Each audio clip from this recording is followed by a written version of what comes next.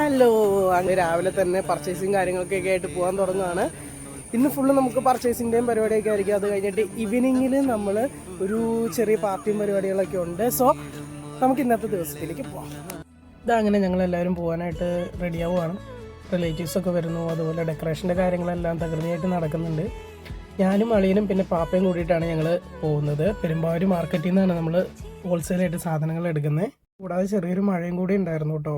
അളിയോ, അപ്പൊ രാവിലത്തെ വർക്കും കാര്യങ്ങളൊക്കെ എങ്ങനെയുണ്ട്? നമ്മുടെ രാവിലെ തന്നെ നമ്മൾ പച്ചക്കറി എടുക്കാൻ വന്നേക്കാണ്.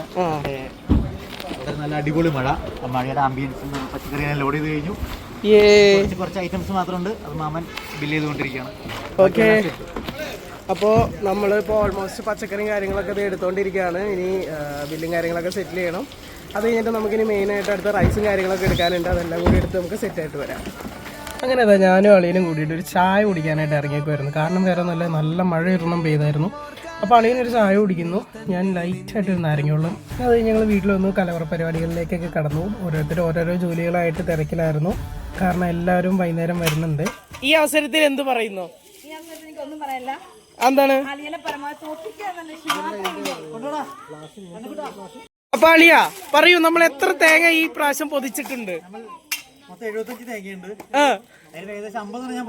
ഓക്കെ, അപ്പൊ ബാക്കി മാത്രമാണ് ചേച്ചി പൊതിച്ചിട്ടുള്ളൂ എന്നാണ് ഈ പറയുന്നേ.